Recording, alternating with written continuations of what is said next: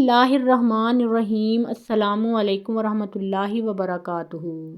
جب حضرت عامر نماز پڑھ کر آئے تو پادری نے کہا، میں آپ کا مشکور ہوں کہ آپ اسلامی سپہ سالار حضرت خالد بن ولید رضی اللہ تعالیٰ عنہ کے واقعات سنا رہے ہیں۔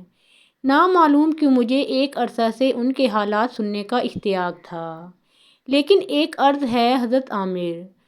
فرمائیے پادری، ایک تو یہ کہ حضرت خالد کا کوئی واقعہ بیان کرنے سے نہ رہ جائے، دوسرے اس سلسلے میں تمہارے نبی محمد صلی اللہ علیہ وآلہ وسلم کے جو حالات آئیں انہیں بھی تفصیل سے بیان کرنا۔ حضرت عامر رضی اللہ تعالیٰ عنہ، اطمینان رکھیے ایسا ہی ہوگا۔ حضرت عامر نے بیان کرنا شروع کیا۔ جب حضرت خالد بن ولید رضی اللہ تعالیٰ عنہ موتا کی مہم سے واپس آئے تو حضور اکرم صلی اللہ علیہ وآلہ وسلم نے ان کا شکریہ ادا کیا، اور حضور اکرم صلی اللہ علیہ وآلہ وسلم نے اور تمام مسلمانوں نے ان کی بہادری کی تعریف کی۔ اس روز سے حضرت خالد بن ولید رضی اللہ تعالیٰ عنہ افسری خدمات سر انجام دینے لگے۔ 6 ہجری میں حضور اکرم صلی اللہ علیہ وآلہ وسلم مسلمانوں کی جمعیت کثیر کے ساتھ حج کرنے کے ارادہ سے مکہ معظمہ تشریف لے گئے۔ کفار مکہ نے آپ صلی اللہ علیہ وآلہ وسلم کو پیغام بھیجا کہ حضور اکرم صلی اللہ علیہ وآلہ وسلم یا کوئی مسلمان مکہ میں داخل نہ ہو، ورنہ جنگ شروع کر دی جائے گی۔ حضور اکرم صلی اللہ علیہ وآلہ وسلم مکہ میں خون ریزی کو پسند نہ کرتے تھے۔ آپ صلی اللہ علیہ وآلہ وسلم نے مشرکین کو صلح کی ترغیب دی، وہ تیار ہو گئے، لیکن کفار نے صلح کی جو شرائط پیش کیں وہ نہایت سخت تھیں۔ ان میں یہ بھی تھا کہ اس سال مسلمان حج نہ کریں، عمرہ کر کے واپس چلے جائیں، البتہ آئندہ سال آ کر حج کر سکتے ہیں۔ حضور اکرم صلی اللہ علیہ وآلہ وسلم اور ان کے ہمراہی مسلمان محض حج کے قصد سے آئے تھے۔ اس کی ممانعت ہو گئی، لیکن رسول اللہ صلی اللہ علیہ وآلہ وسلم نے مان لیا۔ اس صلح نامہ میں ایک شرط یہ بھی تھی کہ عرب کے وہ قبائل جو ابھی تک مسلمان نہیں ہوئے ہیں، فریقین یعنی مسلمانوں اور مکہ کے مشرکوں میں جس سے چاہیں معاہدہ کر کے اس کے حلیف بن جائیں۔ فریقین ان قبائل سے دوستانہ تعلقات رکھیں گے۔ یہ صلح حدیبیہ کے مقام پر ہوئی تھی اور 10 سال کے لیے معاہدہ ہوا تھا، لیکن قریش یعنی کفار مکہ اس معاہدے کے پابند نہ رہ سکے۔ انہوں نے معاہدہ شکنی کی۔ ہوا یہ کہ مکہ معظمہ کے قریب خزاع اور بنو بکر 2 قبائل آباد تھے۔ ان دونوں میں خاندانی عداوت و مخاصمت چلی آ رہی تھی۔ ان میں سے ایک قبیلہ خزاع تو مسلمانوں کا حلیف بن گیا اور دوسرا قبیلہ بنو بکر کفار مکہ کا دوست ہو گیا۔ قبیلہ خزاع کا مسلمانوں سے مل جانا بنو بکر اور کفار مکہ کو سخت ناگوار گزرا، چنانچہ دونوں اس قبیلہ کے دشمن ہو گئے۔ بنو بکر کا سردار اس وقت نوفل تھا۔ اس نے خزاع پر رات کی تاریکی میں حملہ کرنے کا ارادہ کیا۔ مکہ کے مشرکوں سے مدد مانگی تو وہ خوشی سے تیار ہو گئے، پھر طاقت کی اور انہیں قتل کرنا شروع کر دیا۔ اہل خزاع کثیر تعداد میں مارے گئے۔ اس قبیلہ کے چند لوگوں نے بلند آواز سے کہا، یا محمد صلی اللہ علیہ وآلہ وسلم، قریش اور بنو بکر نے ہم پر ظلم کیا ہے، انہوں نے معاہدہ کے پرزے اڑا دیے ہیں، ہماری مدد کیجیے اور ہماری فریاد سنیے۔ اس وقت رسول اللہ صلی اللہ علیہ وآلہ وسلم ام المومنین حضرت میمونہ کے حجرہ میں تھے اور وضو فرما رہے تھے۔ آپ صلی اللہ علیہ وآلہ وسلم نے یہ آواز سنی، فوراً ہی فرمایا، لبیک لبیک، یعنی حاضر ہوں، میں حاضر ہوں۔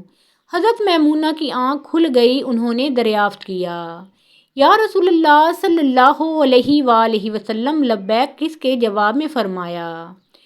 حضور اکرم صلی اللہ علیہ وآلہ وسلم نے ارشاد فرمایا، خزاع پر بنو بکر اور قریش نے ظلم کیا ہے، انہوں نے مجھے امداد کے لیے پکارا تھا، ان کے جواب میں نے لبیک کہا ہے۔ اس رات کی صبح کو حضور صلی اللہ علیہ وآلہ وسلم نے ام المومنین حضرت عائشہ صدیقہ رضی اللہ تعالی عنہا سے فرمایا، رات بنو بکر اور قریش نے خزاع کے لوگوں کو قتل و غارت کیا ہے۔ ام المومنین حضرت عائشہ صدیقہ رضی اللہ تعالی عنہا نے عرض کیا، قریش معاہدہ شکنی جرت نہیں کر سکتے۔ حضور اکرم صلی اللہ علیہ وآلہ وسلم نے ارشاد فرمایا، لیکن یہ حقیقت ہے کہ انہوں نے بدعہدی کی اور اب انہیں سزا دینے کا وقت قریب آ گیا ہے۔ اس واقعہ کے چند روز کے بعد ایک دن رسول اللہ صلی اللہ علیہ وآلہ وسلم مسجد نبوی شریف میں تشریف فرما تھے کہ آپ صلی اللہ علیہ وآلہ وسلم نے فریاد کی آواز سنی، جو یہ تھی، کچھ غم نہیں، ہم محمد صلی اللہ علیہ وآلہ وسلم کو یاد دلائیں گے وہ معاہدہ جو ان کے اور ہمارے درمیان ہوا ہے۔ انہوں نے مضبوط معاہدہ کو توڑ ڈالا ہے۔ ساتھ ہی 40 ناکہ سوار حاضر ہوئے۔ بدیل بن ورقہ اور عمرو بن سالم قبیلہ خزاع کے سردار آگے آگے تھے۔ انہوں نے حضور اکرم صلی اللہ علیہ وآلہ وسلم کو سلام کیا۔ حضور اکرم صلی اللہ علیہ وآلہ وسلم نے انہیں بٹھا کر ان سے واقعہ پوچھا۔ انہوں نے اپنی خون چکاں داستان بیان کی۔ حضور اکرم صلی اللہ علیہ وآلہ وسلم کو بڑا ملال ہوا۔ آپ صلی اللہ علیہ وآلہ وسلم نے انہیں تشفیع دی اور فرمایا، تم اطمینان رکھو، انشاءاللہ قریش اور بنو بکر سے تمہارا انتقام لیا جائے گا۔ حضور اکرم صلی اللہ علیہ وآلہ وسلم نے اسی وقت مسلمانوں کو تیاری کا حکم فرمایا۔ بنو خزاع مطمئن ہو کر واپس چلے آئے۔ ادھر کفار مکہ کو خیال ہوا کہیں خزاع کے لوگ مسلمانوں کے پاس فریادی بن کر نہ چلے جائیں۔ انہوں نے ابو سفیان کو، جو نہایت سرکردہ اور معزز تھا، تجدید صلح کے لیے روانہ کیا۔ ابو سفیان کو کفار نے اس لیے بھی روانہ کیا تھا کہ ان کی بیٹی ام المومنین حضرت حبیبہ رسول اللہ صلی اللہ علیہ وآلہ وسلم کے نکاح میں تھیں۔ یہ خیال کیا گیا تھا کہ شاید ام المومنین حضرت حبیبہ اپنے باپ ابو سفیان کے کہنے سے رسول اللہ صلی اللہ علیہ وآلہ وسلم سے سفارش کر کے معاہدہ کی تجدید کرا دیں۔ جب ابو سفیان مدینہ میں پہنچا تو رسول اللہ صلی اللہ علیہ وآلہ وسلم کی خدمت میں حاضر ہو کر عرض کیا، یا محمد صلی اللہ علیہ وآلہ وسلم، کچھ غلط فہمی کی وجہ سے آپ صلی اللہ علیہ وآلہ وسلم کے حلیف قبیلہ خزاع کے ساتھ کچھ زیادتی ہو گئی ہے۔ حضور اکرم صلی اللہ علیہ وآلہ وسلم نے ارشاد فرمایا، مجھے معلوم ہے ابو سفیان مکہ کے معززین نے مجھے تجدید صلح کے لیے بھیجا ہے۔ حضور اکرم صلی اللہ علیہ وآلہ وسلم نے ارشاد فرمایا، گویا معاہدہ بچوں کا کھیل ہے، جب چاہا کر لیا اور جب چاہا توڑ دیا۔ ابو سفیان، اس مرتبہ ہمیں معاف کر دیا جائے، آئندہ ہم معاہدہ کے سختی سے پابند رہیں گے۔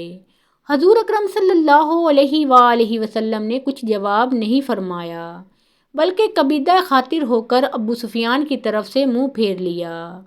ابو سفیان دیر تک بیٹھا رہا، کئی مرتبہ عرض و معروض بھی کیا، لیکن حضور اکرم صلی اللہ علیہ وآلہ وسلم نے کوئی جواب نہ دیا۔ وہ مایوس ہو کر اٹھ گیا، حضرت ابو بکر صدیق رضی اللہ تعالیٰ عنہ کی خدمت میں پہنچا اور بولا، اے ابو بکر، تم قریشی ہو، ہمارے بھائی ہو، میں تجدید صلح کے لیے آیا ہوں، اپنے نبی صلی اللہ علیہ وآلہ وسلم نام سے سفارش کر کے تجدید معاہدہ کرا دو۔ حضرت ابو بکر صدیق رضی اللہ تعالیٰ عنہ نے فرمایا، میں قریشی ضرور ہوں، تمہارا اہم وطن بھی ہوں، لیکن تمہارا بھائی نہیں رہا، کیونکہ میں مسلمان ہوں اور تم کافر ہو۔ تم نے خزاع پر حملہ کر کے معاہدہ کی دھجیاں اڑا دی ہیں۔ رسول اللہ صلی اللہ علیہ وآلہ وسلم کو اس کا بڑا ملال ہے۔ وہ اہل مکہ سے بہت ناخوش ہو گئے ہیں، ان سے انتقام لینے کا ارادہ رکھتے ہیں۔ اب یہ کسی کی مجال نہیں کہ حضور اکرم صلی اللہ علیہ وآلہ وسلم سے تمہاری سفارش کر سکے۔ یہ رکھا جواب سن کر ابو سفیان اٹھا اور حضرت عمر فاروق رضی اللہ تعالیٰ عنہ کے پاس جا کر تجدید معاہدہ کی درخواست کی۔ انہوں نے فرمایا، تم نے بدبختی سے معاہدہ کو توڑ ڈالا، اب اس کی سزا بھگتنے کو تیار ہو جاؤ۔ اب ابو سفیان اپنی بیٹی ام المومنین حضرت حبیبہ رضی اللہ تعالیٰ عنہا کے پاس گیا۔ بیٹی نے باپ کو سلام کیا، ابو سفیان نے دعا دی۔ اس نے بستر پر بیٹھنا چاہا۔ ام المومنین حضرت ام حبیبہ رضی اللہ تعالی عنہا نے فرمایا، ابا ذرا ٹھہریے۔ ابو سفیان ٹھہر گئے۔ ام المومنین حضرت ام حبیبہ رضی اللہ تعالی عنہا نے بستر طے کر دیا۔ ابو سفیان کو سخت ناگوار گزرا۔ اس نے کہا، بیٹی تجھے باپ سے زیادہ عزیز یہ بستر ہے۔ ام المومنین حضرت ام حبیبہ رضی اللہ تعالی عنہا نے ارشاد فرمایا، بے شک کیونکہ یہ رسول اللہ صلی اللہ علیہ وآلہ وسلم کا بستر پاک ہے اور آپ ابھی تک مشرک ہیں، ناپاک ہیں۔ ابو سفیان میرے پیچھے تم بہت ہی خرابیوں میں مبتلا ہو گئی ہے۔ ام المومنین حضرت ام حبیبہ رضی اللہ تعالی عنہا نے ارشاد فرمایا، یہ آپ کا خیال ہے ابو سفیان، میں تجدید معاہدہ کے لیے آیا ہوں۔ محمد صلی اللہ علیہ وآلہ وسلم تیار نہیں، تم سفارش کر دو گی تو وہ ضرور مان جائیں گے۔ ام المومنین حضرت ام حبیبہ رضی اللہ تعالی عنہا نے ارشاد فرمایا، آپ نے اور آپ کی قوم نے معاہدہ شکنی کر کے رسول اللہ صلی اللہ علیہ وآلہ وسلم کے دل کو بڑی اذیت پہنچائی ہے۔ کسی میں بھی یہ حوصلہ نہیں ہے کہ تمہاری سفارش کر سکے۔ ابو سفیان کو بیٹی سے اس جواب کی امید نہ تھی، لیکن اسے کیا معلوم تھا کہ اسلام کی محبت نے تمام علائق کی محبت کو پس پشت ڈال دیا ہے۔ ابو سفیان وہاں سے آ کر سیدۃ النساء حضرت فاطمہ الزہرا رضی اللہ تعالی عنہا کے حضور میں گیا اور ان سے سفارش کی استدعا کی۔ انہوں نے فرمایا، میرے والد رسول اللہ صلی اللہ علیہ وآلہ وسلم کو اس بات کا سخت ملال ہے کہ تم نے معاہدہ کی خلاف ورزی کی۔ وہ ضرور انتقام لیں گے، کوئی بھی سفارش کی جرات نہیں کر سکتا۔ اس وقت سیدۃ النساء حضرت فاطمہ الزہرا رضی اللہ تعالی عنہا کی گود مبارک میں حضرت امام حسن رضی اللہ تعالی عنہ تشریف فرما تھے۔ اس وقت وہ تقریباً 5 سال کے تھے۔ ابو سفیان کو معلوم تھا کہ رسول اللہ صلی اللہ علیہ وآلہ وسلم اپنے نواسوں کو بہت چاہتے ہیں اور ان کی بات کو مانتے ہیں، اس لیے اس نے حضرت حسن رضی اللہ تعالی عنہ سے کہا، اگر آج تم یہ کہہ دو کہ میں نے دونوں فریق میں بیچ بچاؤ کرا دیا تو آج ہی سے تم عرب کے سردار تسلیم کر لیے جاؤ گے۔ جناب سیدہ حضرت فاطمہ الزہرا رضی اللہ تعالی عنہا نے ارشاد فرمایا، بچوں کو ان معاملات میں دخل دینے کا کیا حق ہے؟ ابو سفیان مایوس و نامراد ہو کر واپس لوٹ گیا۔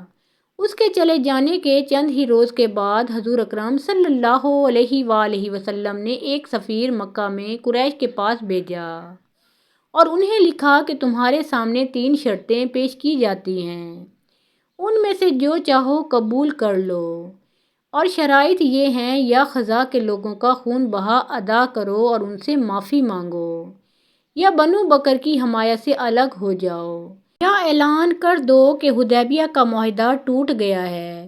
ادھر تو حضور اکرم صلی اللہ علیہ وآلہ وسلم نے سفیر روانہ کیا اور ادھر جنگ کی تیاریاں شروع کر دیں۔